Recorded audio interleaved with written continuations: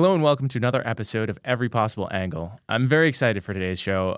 We've historically interviewed a lot of healthcare professionals involved with transplantation from all the different aspects of it, but transplantation would not be possible without the donors and the donors' families. It's really the most critical part of transplantation, and transplant wouldn't be necessary if it wasn't for the patients who receive those gifts.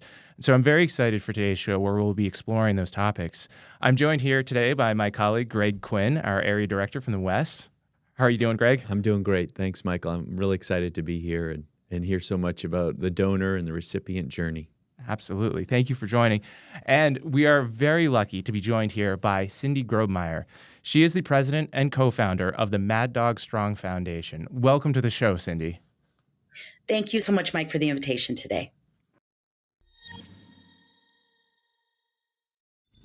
We're very lucky to have you, and I often talk to healthcare professionals about their start in transplantation, their experience seeing patients and the restorative power of transplantation going from very sick prior to the transplant to so healthy afterwards. But your story is quite different and it really is the start of transplantation. Can you tell us a little bit about your experience with transplantation and how you got involved? Yes, I'm a donor mom. We lost our daughter, Maddie, in 2019. She suffered an acute asthma attack 2 days before her 18th birthday. And as a result, by the time help reached her, she had been down for several minutes in cardiac arrest. And we can get into a little bit more of her story as we go through this conversation. But after we lost Maddie, like a lot of families, we really were looking for purpose and meaning. And as we reflected back on her decision to be a donor and what that meant, and we started getting letters telling us about the lives that she saved and the lives that she touched, it really inspired us to do more. And she really inspired us to carry on the mission that she started without even, I think, realizing that she had started it. That is truly incredible. And I'm so sorry for your loss, but Thank you. turned it into something so powerful with the Maddog Foundation. Can you tell us a little bit more about what the foundation does, why it's Maddog, and what its major goals are? Well, I can start with why it's Maddog. Yeah. That's a question we get a lot. So Maddie's nickname was Maddog. Frank gave that name to her when she was just a little baby, and she was this little teeny tiny precious little baby, and he'd hold her in his arms and she'd look up at him and she would just let out a cry that sounded like the roar of a lion. It would shake the walls and the windows of the house. And so when she was still just an infant, he said it reminded him of former Cubs and Braves pitcher Greg Maddog Maddux, which he always says is a really tough thing because he's a Southside White Sox fan, and so paying homage to any Cubs player is something. But he said Maddux would come out onto the mound with his nerdy glasses and really be unassuming, and then, man, he would have the heart of a lion. And so that nickname really stuck with her entire life. She was a competitive gymnast, and she really grew into that name. And we used to say that our little Maddog always demonstrated strength and courage and determination in just so many ways. And so, we named the foundation Maddog Strong, certainly to honor her and to honor her decision and what she did. But it's really come to represent the millions of strong and courageous and determined everyday heroes who simply make the decision to register as an organ and tissue donor. But by doing that, they can potentially save the lives of complete strangers, just like she did. And so that's what Maddog has really come to represent. Our focus with the foundation is on young people. We believe that young people, this next generation, is really going to move that needle on organ and tissue donation registration. And so we're taking every opportunity we can to help educate young people, to help them feel comfortable with their decision to be a donor. Hopefully that's what we hope they decide, and to really give them the tools to have conversations about that decision. One, I love the story about Maddie and Maddog, but I think that is so challenging. Organ donation is such a personal decision to move forward, and it's something that a lot of people would be uncomfortable having this discussion. Can you tell us a little bit about how Mad Dog approaches that, and how it is reaching out to young people to increase registration for organ donation and becoming an organ donor? Yeah. So our motto is don't just check the box, have the conversation. We really believe that registration is the beginning piece, and our work starts after someone has decided to register to be a donor. And yeah, having that conversation is difficult. I mean, organ donation, most people connect organ donation registration with the death of someone. And what we really hope to do is to flip that and connect it to the life that it brings to others. It certainly doesn't diminish the loss that donor families have to suffer, but when you have that opportunity to help others find that same meaning that Frank and I found in Maddie's death, in knowing that she was able to help others. And so that's where we really try to inspire that conversation, particularly for young people. Maddie had that conversation with us. So Really? technically, yeah. So technically, she was not a registered donor. She actually turned 16 right before the Drive for Life Act passed in the state of Illinois. So when she turned 16 and got her driver's license, she was not able to register as a donor on the state registry at that time. And so because she passed 2 days before her 18th birthday, she was still considered a minor. So we had to make that decision on her behalf.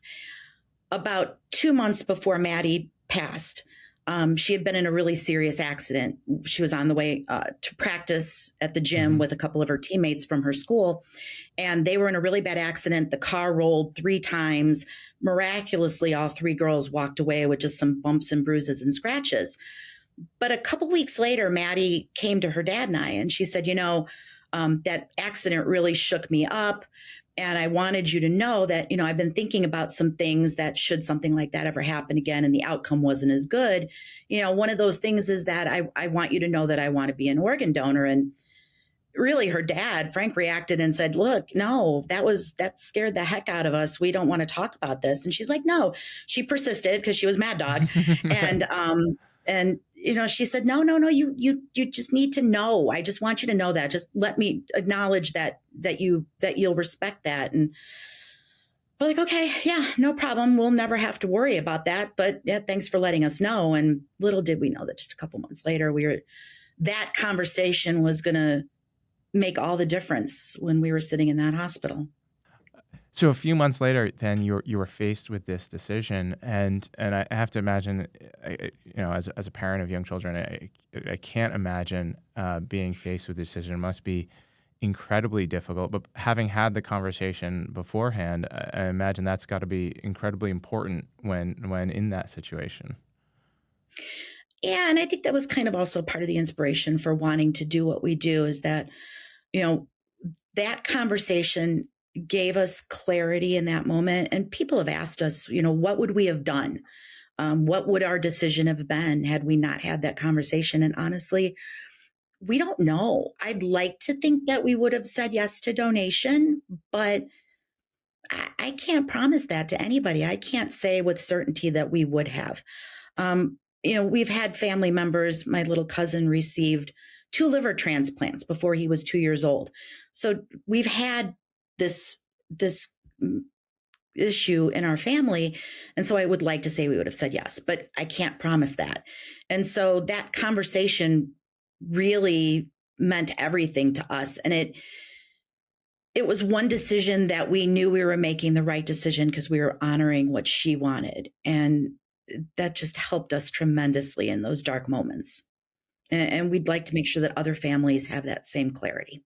And so one of the things you mentioned before, and one of the goals for Mad Dog is to share the impact that for you it had on understanding how it impacted in a positive way so many other families. Can you tell us a little bit about your experience on the positive side about realizing the impact for these donor recipient families.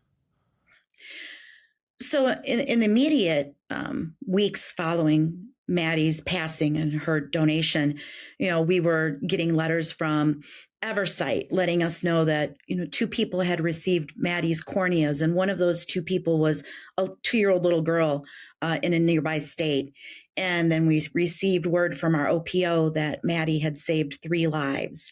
And, in the years since, we've learned that Maddie's tissue donations have gone to help so far 11 people across the United States and as far away as Seoul, South Korea. So just that immediate impact is amazing.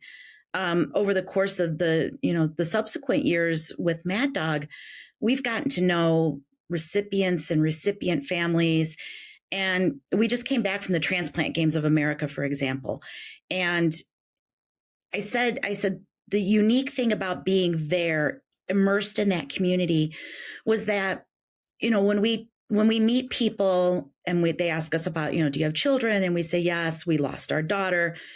You get that, the sympathy, which we appreciate.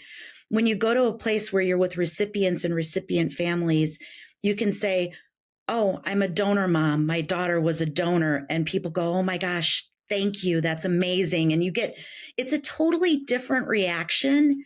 And it's really hard to explain to somebody who isn't in that space, in that community. Like when I met Greg at the American Transplant Congress, it was immediately like we had this connection. And so donation really makes that possible for the families.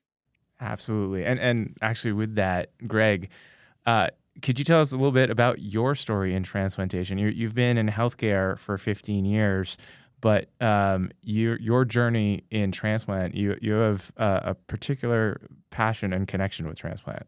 Yeah, thank you. And first, I'm just overwhelmed by what you and Frank have done.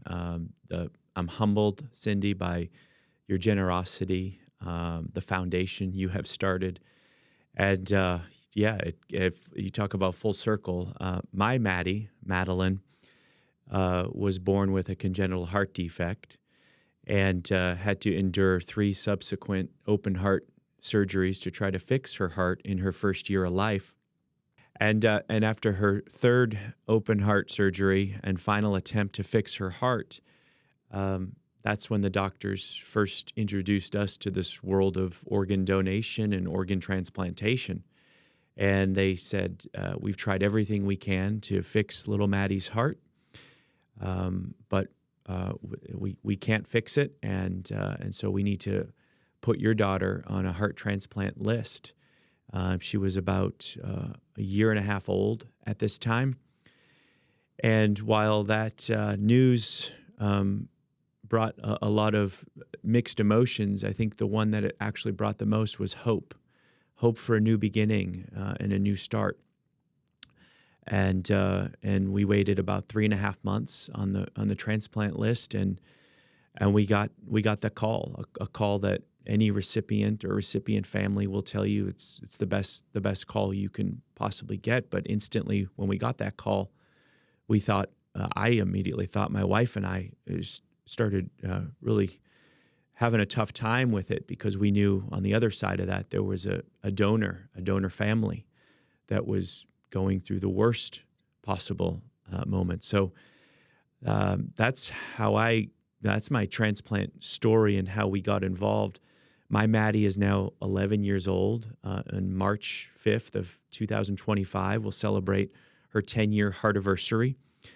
And so I'm humbled to be with you, Cindy. As you mentioned, I'll never forget when I heard your story at the conference floor of ATC this past year. I did exactly what you just expressed. I just said, I gave you a big hug, and I said thank you, because my Maddie would not be alive if it wasn't for the selflessness and the generosity that you and your husband gave to so many other families. My Maddie now 11 years old and living her best life, we always say, and she really does. But for me, I've not only made it my personal mission, my wife and I made it our personal mission we've made it our professional mission to every day honor that gift. That's our mantra at home. And Maddie's being raised in an environment where nothing else matters in her life but to honor that gift that some stranger decided to say, yes, we want to give life to another family. We want to give this heart to another family that is suffering. And so, yeah, it's just been it's been an amazing journey. But my favorite part of the journey is meeting donor families like you, and hearing what you've done and how you've impacted and influenced so many others to become organ donors. Because we can have the best doctors, we can have the best medications, we can have the best surgeons and hospitals, and we can have all of that, but none of it's possible without you and families like you, Cindy. So thank you. Thank you. Truly, and it's the impact has been incredible. I've met your Maddie. She's a spitfire. She's full of life and energy, and every time I get to see her, it's truly a treat. And that's I think so many people here at our company, our goal to help make sure that every gift can be honored. But I totally agree. It's only possible with donor families. And so, Cindy, to that, what sort of challenges have you had in terms of expanding this? I mean, they're now the Maddog Strong Foundation, you're, if I'm not mistaken, 5 years since your donation, which is incredible. And you're making this foundation possible. Although I have to imagine there's challenges to growing this and growing this awareness, particularly in the young people.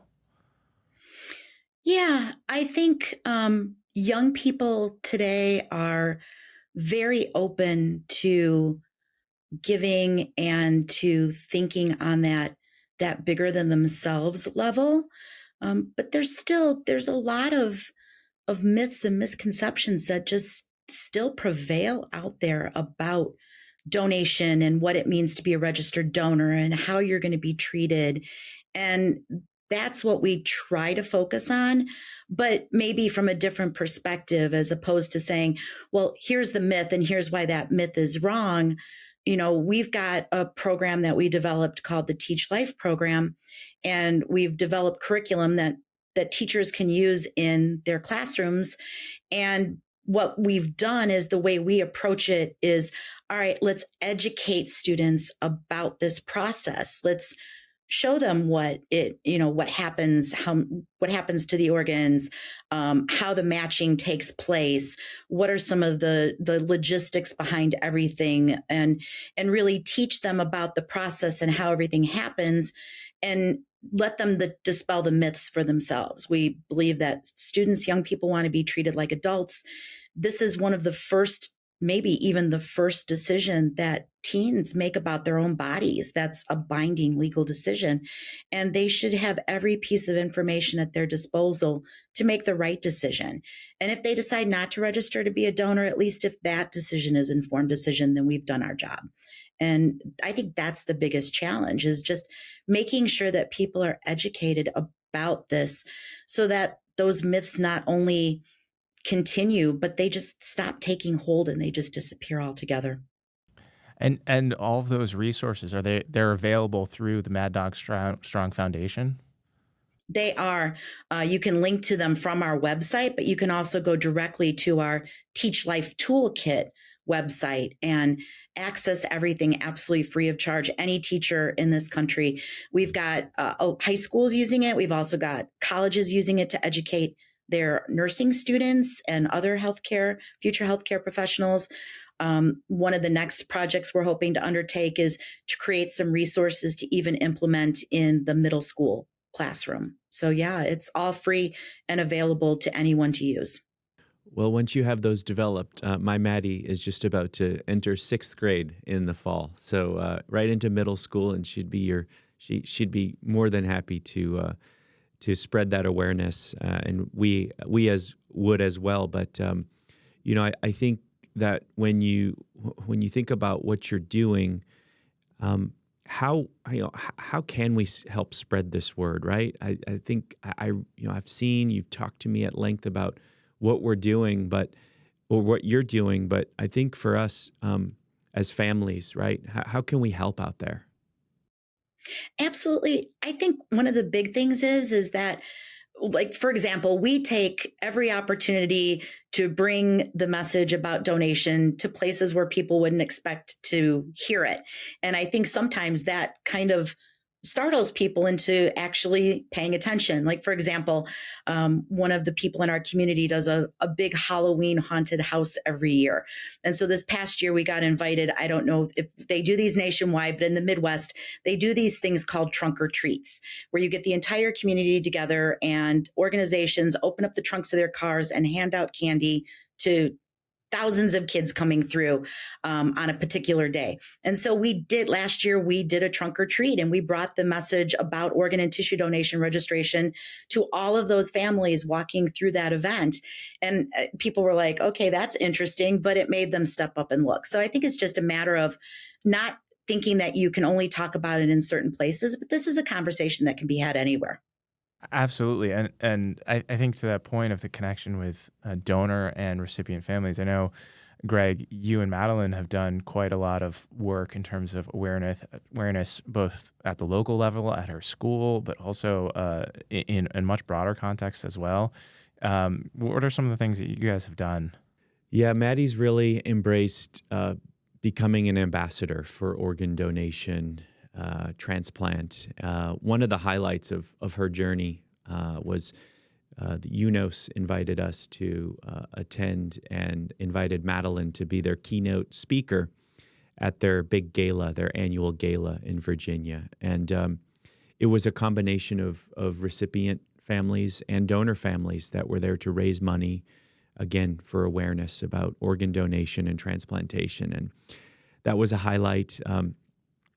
She's also become a little bit of a celebrity in a happenstance type situation at a professional golf tournament, which she's an avid golfer. In fact, in a week after next, she qualified for the U.S. Kids World Championships at Pinehurst, North Carolina. So the top 100 girls, top 100 11-year-old girls in the world will, embark at Pinehurst, North Carolina, where they just had the U.S. Open, and I get to caddy for her and be right by her side, which is another highlight.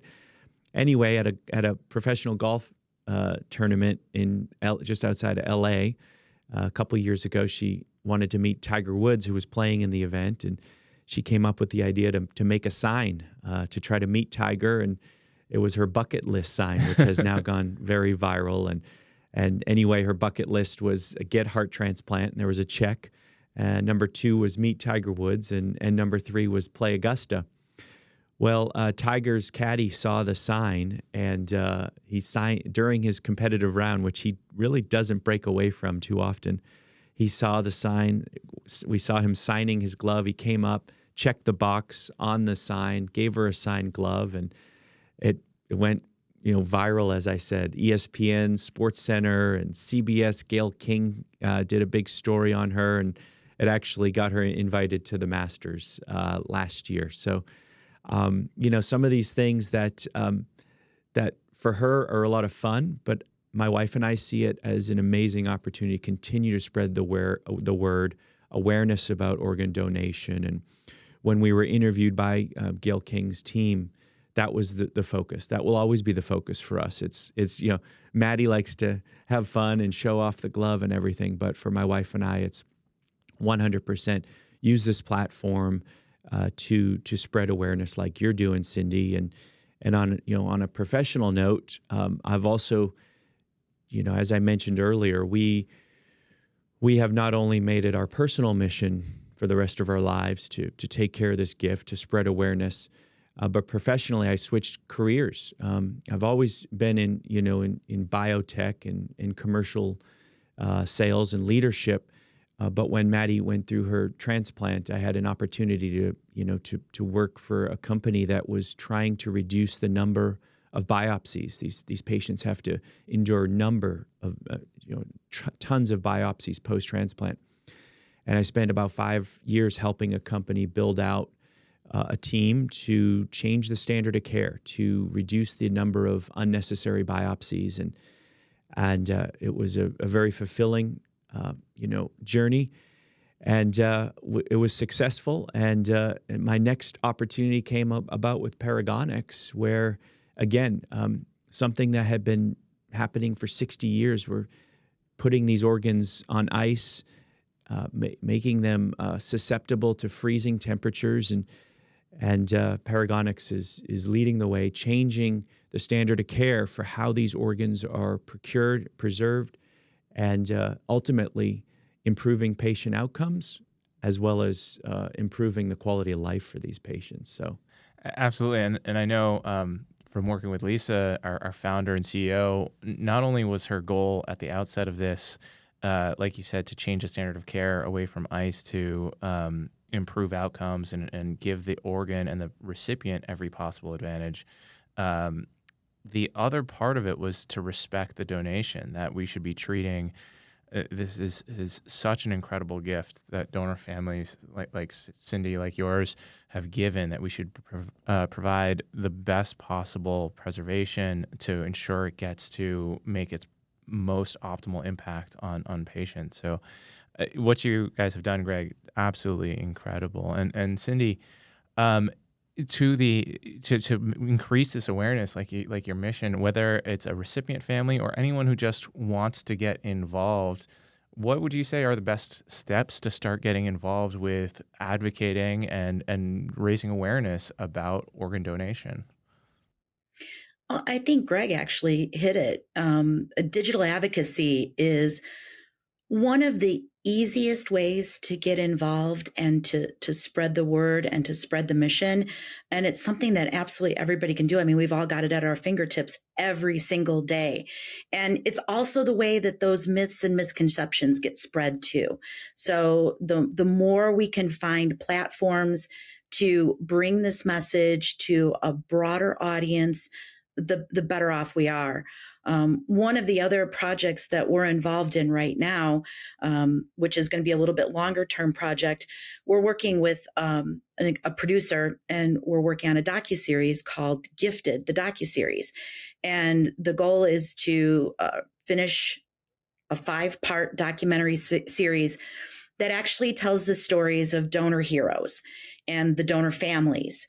And when you share that, every donor family I've met has a compelling story, and you don't need to add the Hollywood spin to these donor stories to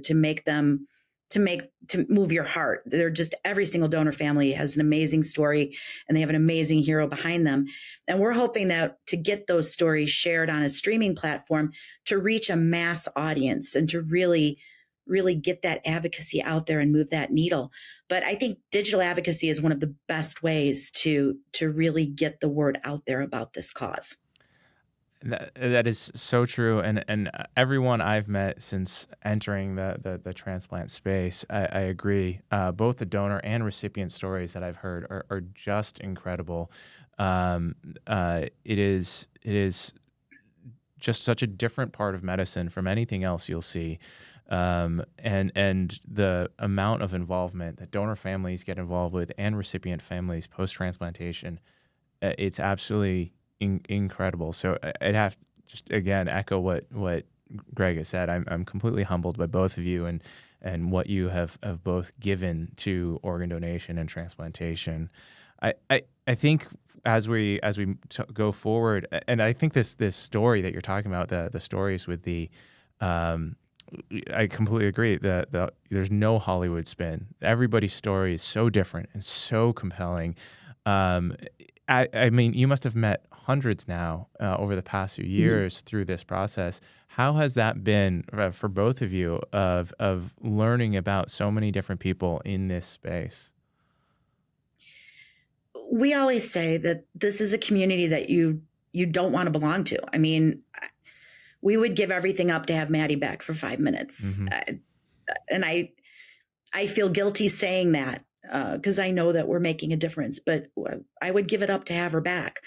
But this community is so unique, and every person that you meet in it, like you said, the stories, what people do with their pain and turning that into purpose, it inspires me and moves me every single day. And it gets me out of bed. When you suffer a tragedy, you have two choices in the morning. You can stay in bed, or you can get up and you can try to make something positive come from it. And the donor families and the recipients and the recipient families, they get obstacles thrown at them. They get everything thrown at them, and they just keep getting out of bed every day. And it's beyond inspiring. You can't even explain it. It's an amazing community. Yeah, I couldn't agree more with you, Cindy. And you're right. It's, you don't wish this, whether you're a donor or recipient, on anyone. Mm-hmm. We've benefited from, the last 9.5 years of that life-saving gift. But, one thing that sometimes we never forget, is that our Maddie was on her deathbed. She was 3 days away from getting a VAD put in to keep her alive. 3 open heart surgeries and, in less than her first year of life. And so I think you're absolutely right, Cindy. It's, nobody wishes this, but one thing that everyone I've ever met in this transplant community has in common is the silver lining. Everyone is able to take that silver lining and do something better with the experience that we have all endured, no matter what side of it you're on. And again, Cindy, I think what you guys have done is incredible, because to wake up and get out of bed every day, even though Maddie was in the hospital for a good amount of her first couple years, that was hard. It was hard, but we had to do it. We had to stay strong for our Maddie, just like your Maddog Strong Foundation does. And so, going to transplant games, going to conferences, whatever it is, going to patient advocacy groups, it's inspiring, and I think we need more of it. We need to uplift each other and continue to do so. And so it's been. While I don't wish it upon anyone, it's changed our lives. It's made us see the world in a much different light in terms of perspective and what's important in life, and from not worrying about the small stuff. We don't sweat the small stuff at the Quinn family. Absolutely, yeah. Absolutely, and I think what you just said, pain into purpose. I think that's something I've seen all across transplantation is people who have amazingly been able to transform an incredibly painful experience into a purpose and a mission to change the world, and it's truly incredible. And again, thank you both for everything you've done. Well, I truly appreciate everyone making the time today, and I hope everyone enjoyed the episode, because this is truly the core of transplantation. It's not possible without organ donation. So please get involved. Feel free to reach out to the Maddog Strong Foundation. We'll have links to their website and their resources in the comments and show notes for this episode. So please reach out and get involved and have these difficult discussions with your family members. Thank you so much for Cindy for joining, and thank you, Greg, for coming in. Thank you so much. Any day I get to talk about Maddie is a good day. So thank you for that. And I can't wait for you to meet my Maddie, Cindy. So I can't either. She reminds me of my Maddie so much. I can't wait to get a big hug from her. If it's anything like your hug, Greg, it'll be amazing. And that's what my Maddie was known for. That girl wouldn't let go once she started hugging you. So looking forward to it. Thanks. We'll keep fighting the good fight and stay strong. And thanks for everything you and Frank do. Thank you. Thank you both.